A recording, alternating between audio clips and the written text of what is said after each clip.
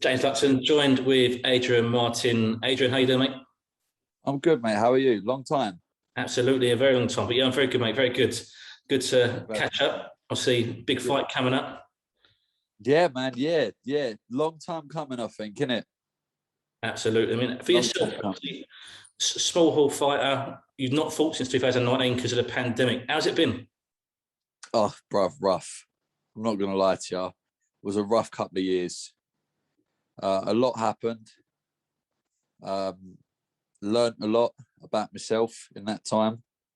But yeah, yeah, managed to get through it. Thank God, for good. Thank God for good friends, a supportive family, and a great team in my boxing gym. It got me through it. But these lockdowns were brutal, man. Never again. God, I hope we've learned a lesson. Absolutely. I mean, obviously, you've got a full time job anyway as well. We know that. So you do your PT stuff, Yeah. do your coaching stuff.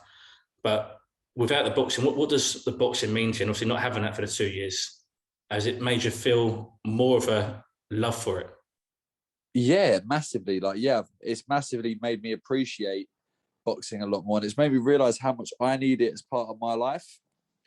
Um, I mean, someone who's had ADHD since a kid, I always need to be doing something. And I just found that ADHD has always, ADHD, so boxing has always been my balancer with everything. It The exercise and discipline I get from it sets me right for my day.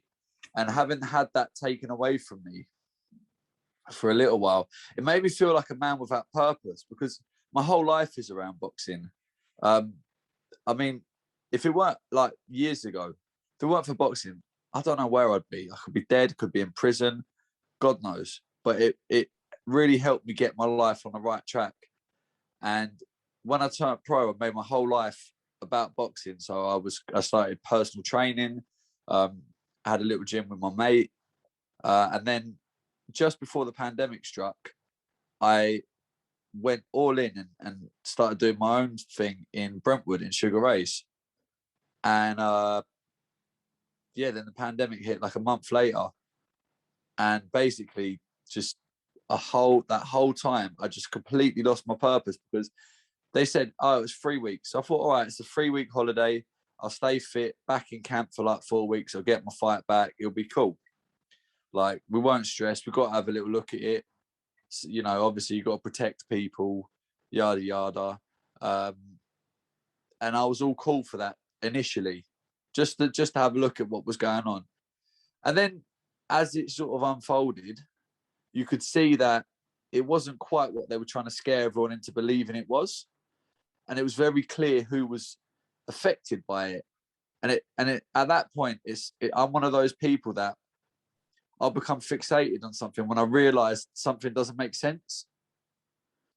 And it's easy to be caught in the conspiracy theories and go down all of those rabbit holes, but just stay away from it and just stick to the facts of what you can see in front of you. And I don't know anyone personally who died of COVID, not a single person. I know a lot of people will have done, but me, not a single person. And I think based on your age and everything, I think it's going to be a very different story. But I lost friends to suicide during the pandemic.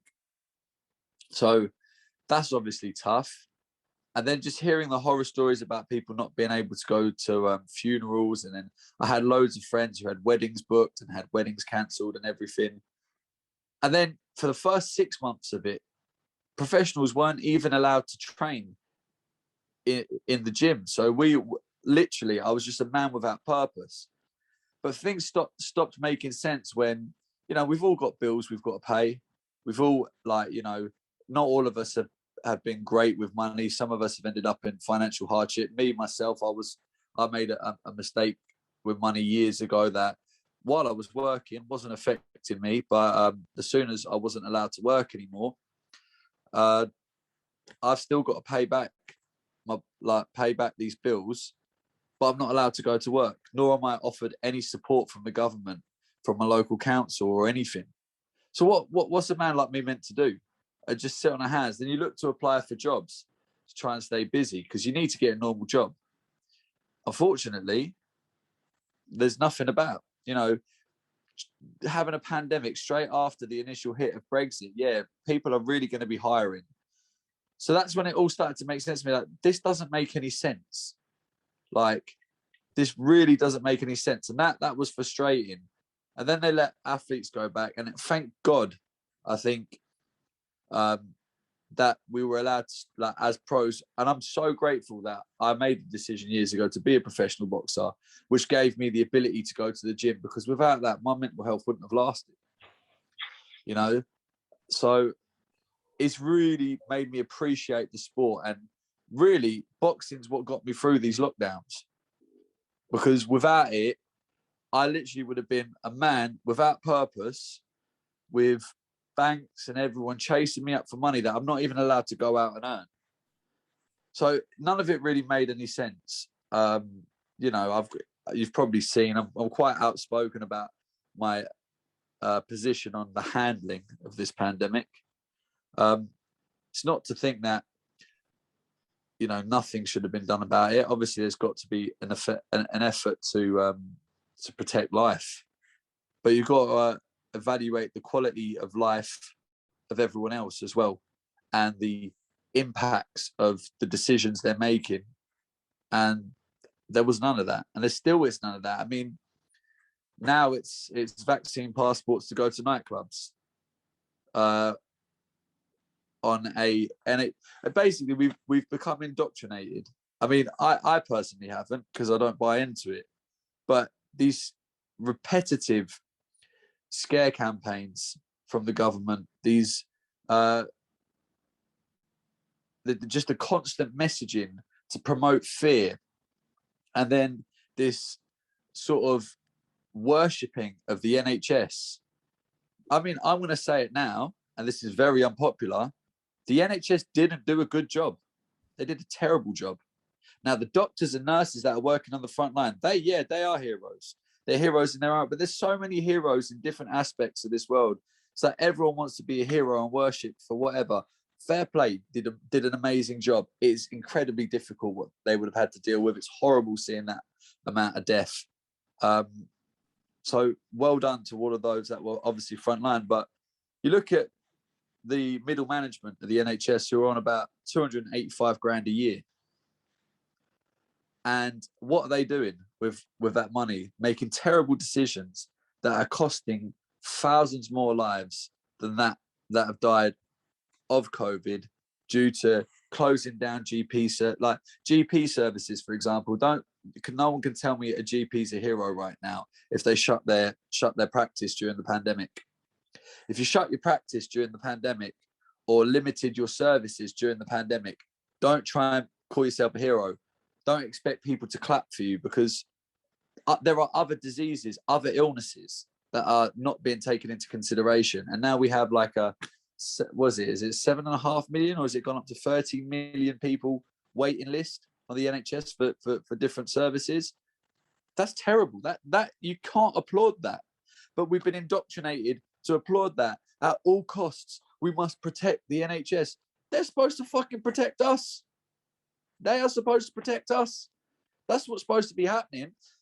Instead of investing £34 billion into a test and trace system that categorically does not work, find more staff. Find more staff. Sorry, 1 second. My mate's literally walking through the door. Leif, I'm in an interview, mate. So you're gonna have to wait. Yeah. Sorry, James. Right. But yeah, categorically, they fucked up massively, and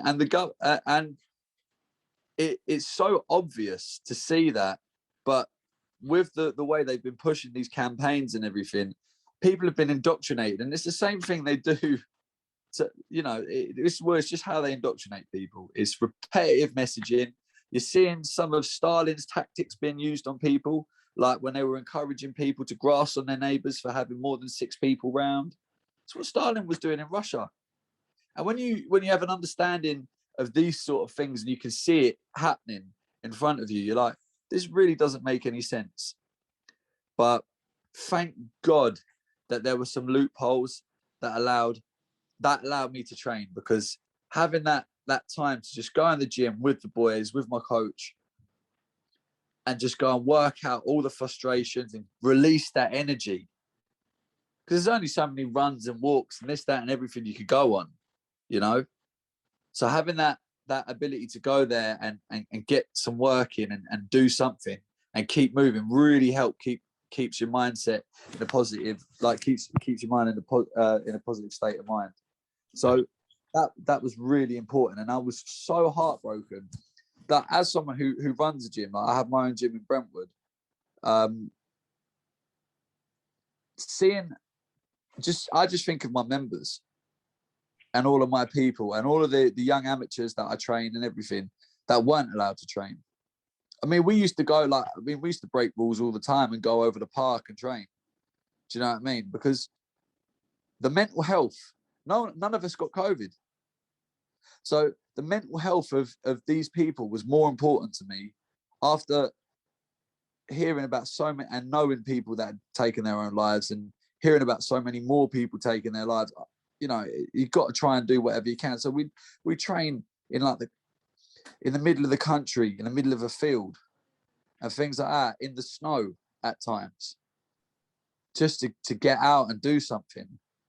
Because yeah, it was crazy, but it's driven a hunger amongst a lot of people in boxing, I think, and it's given us all a real good appreciation and an understanding of how important this sport is to us in our lives.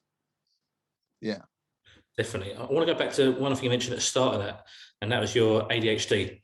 yeah, ADHD is something nowadays I feel with children is almost an excuse, or it allows children nowadays to be naughty or to kick out or lash out. Oh, it's all right, he's got ADHD. For yourself, somebody with ADHD, you mentioned boxing helped you. How did it help you? I mean, I think having that release, being able, obviously you get the discipline from the sport, but just having that release of energy and that release of aggression and everything like that, it helps keep you a lot more relaxed throughout the day. You go and let out all of that excess energy, and all of the other aspects of training that instill that discipline into your life are so important. Because you know, like things at ADHD is your concentration can be terrible sometimes. Like your attention span can be shit. You're on one thing, then you're on to the next, then you're on to the next. Then I think all sports can help. And it's not just boxing in particular, all sports really, but boxing for me. And then you can be a bit compulsive. You can lash out sometimes. There's a whole variety of things that come with ADHD, and it's not just you're a naughty kid. It's a form. It's a form of autism. You know, it is what it is. Like you're different. It's really hard to explain because you're so normal at the same time. But when you're around people with ADHD, you understand it and you can see the differences. And it is really hard. It can be really hard to manage. You know, like just little things like forgetting to do something or delaying important things. Like it could be like, oh yeah, you've got a parking fine come through the door. This is as an adult, for example. I'll deal with it later. And then it's been like 3 weeks and the fine's doubled, tripled, you know, and it keeps going up like that. So it's little things like that you take into adulthood. As a kid, it's more like you snap more easily or you're bouncing off of the walls and everything. And a lot of that also, it can be managed by how you structure your day. You know, you have to be more hands-on and more engaging with people with ADHD to get their attention. If you're not engaging, you lose someone like that straight away. The attention's gone and you're gone. And with boxing, you know, you switch off, clap. What? Oh, fuck, I've got to stay switched on. Because you're getting, even on the pads, you know, you drop your hands or you throw a couple of shots and you think, yeah, for a couple of good shots. Your coach, I mean, if they're a proper coach, they're going to whack you. They're going to go, clap, that round your head. Like there was a video Brian put up and we were doing some pads. This was in the lockdown. And Dan Aziz has started talking to me and I've looked over at him as he's talking to me and Brian's just jumped in with this big slap and boom, nearly knocked me off my feet. and it's just like, so I think having that helps with your day to day because it gets you thinking about concentrating more, if that makes any sense. Yeah, absolutely, absolutely. I mean, there's loads of boxers out there that have it, and you know, Richie Gray, for example, he has ADHD, and he's very well researched on it. He's a great person to talk to about it. I talk to him about it all the time, and sometimes when I'm sort of going off on one, I sometimes talk to him, and he sort of explains why you're doing that. He has a bit of a better understanding of it than I do. Perfect. I mean, let's talk about your upcoming fight. I mentioned the start of the call. Big fight coming up, title fight. Like you said, long time coming. Yeah, buddy. 18th of September, coming into fight week now. How's it feel? Yeah. Oh, it feels great. Feels great. I remember when you were sponsoring me when Tay went and won it. And I'm thinking, I've got to go and win back that belt from back then when he won it. Then I've had a few friends then since when it Sean Phillips won it. Brad Paul's won it. So I've got to go and get that title. I have to go and get it. My friends are winning that belt. It's my turn. What hunger does that give you? Like you say, you've seen your friends win it. Now it's your turn. How much added hunger does it give you? Oh, so much. So much. So much. I mean, listen, no one goes into a fight scared of losing, right? I feel like when I was undefeated before I took my only loss, I used to have this fear of losing that O. And it was so much pressure that I wouldn't really box to my full style, to my full capabilities, because I was still like, I had to protect that O, you know, like there was a lot riding on being that undefeated fighter. And having lost that now, I was like, no, I'm just going to go in there and work him and let him feel like what I've got. I'm not worried about what's coming back at me. Like, you've got to deal with what I'm going to give to you. I used to be so much about like, I'd watch what they do and I'd be like, all right, okay, I've got to do this to counteract this. Thinking, no, because Mike Tyson says it the best. Everyone has a plan until they get punched in the face. So, you know, we obviously work on different things in the gym, like tailored to a specific style, but more time, it's just like, you've got to deal with whatever's in front of you, because me and Lewis sparred years ago when I was a welter, or I was campaigning at welter, and he was a middle / super welter, sort of floating between the two, and we had a great spar. And you know, I'm not going to say too much about it, but neither one of us can go off of the back of that spar and think, yeah, I'm going to box the same way as we sparred, because not one chance we are the same fighter. Now, I think he's back with his old amateur club as well. So it'd be interesting. I really hope he brings the best version of himself. I don't want no excuses. I don't want no, lockdown's been hard. It's been the same for all of us.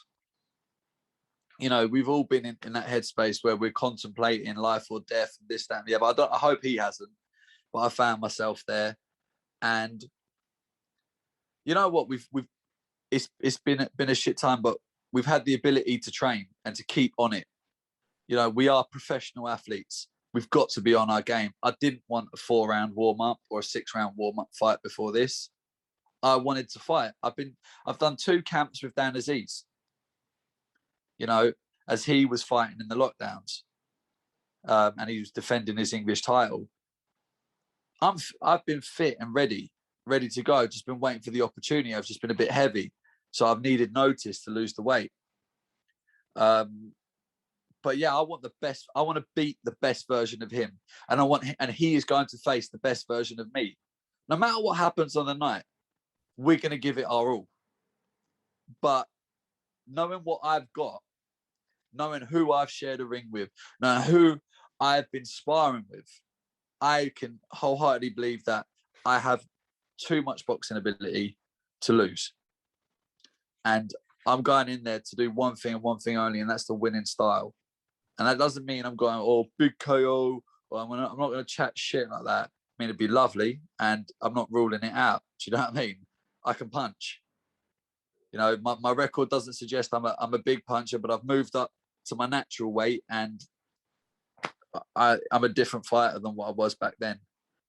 So it's going to be great to get in there with someone who's competitive, who's game, who's a tough guy. I mean, he's a tough guy. He can take a shot. I watched him in the Ultimate Boxer, and he walked into some stinkers and kept going. So he's going to push the pace, or try and push the pace for 10 rounds. But I'm bigger and I'm stronger than Sean was. So we'll see. But it's going to be exciting, and it's been a long time coming. And I'm going in there. I'm giving it my all. I went to see the Goodwin show last night, and the vibe and the buzz around the York Hall was amazing. And I have missed that so much, man. Missed that so much.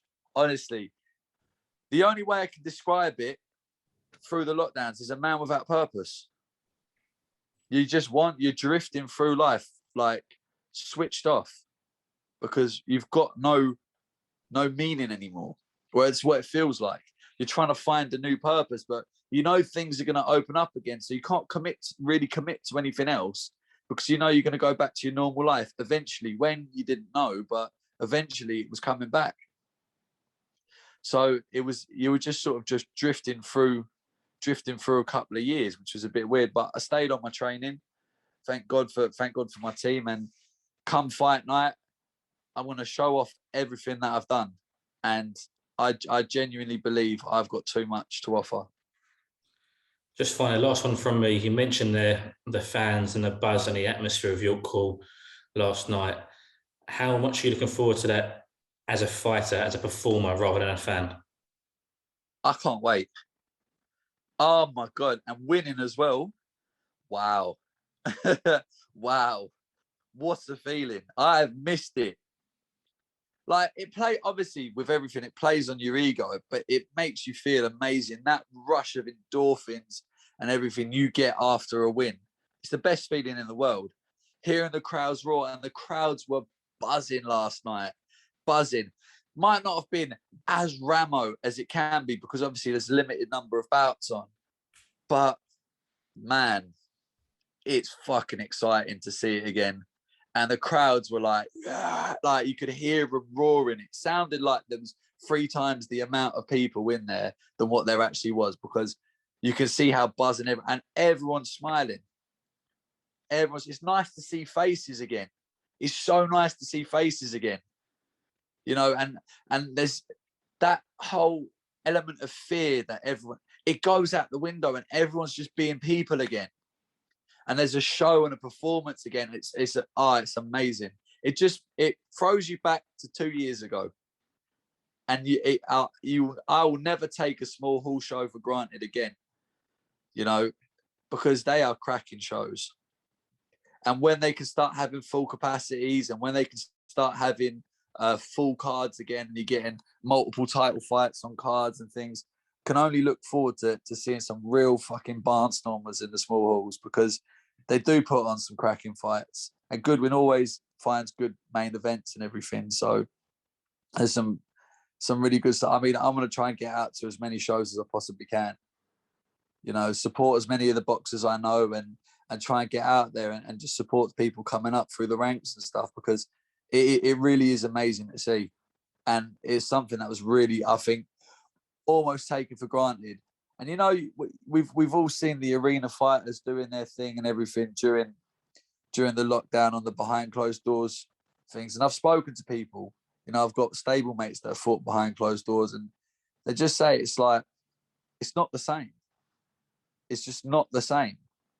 You know, like winning behind closed doors is, you got a couple of people, you know, a quiet clap, and then that's it. It's like, oh, it was just like sparring. I was chatting to Linus yesterday at the Goodwin show, and he was saying to me, yeah, he goes, it's just like, yeah, I just felt like I had a spar, and I went home, because I made a lot of money, but that was the perk. That was it. There was no, like, there wasn't the same reward aspect as when you win with a crowd there. It's so different, and it really is. Like, we're used to performing, not just like, it's a business, it's a performance. It's not just, you know, like amateur boxing where you want to, you know, you put a lot of time and effort into it. You put a lot of pride into it. It's a show. You want to show it off, so you want people there to see it. Absolutely. So I'm so glad it's all back, man. So glad. Definitely. Well, Adrian, as you know, wish you all the best of luck as always. Thanks, James. Means a lot. We'll speak in the week, before the fight. But thank you for 100%. joining. No worries, man. No worries.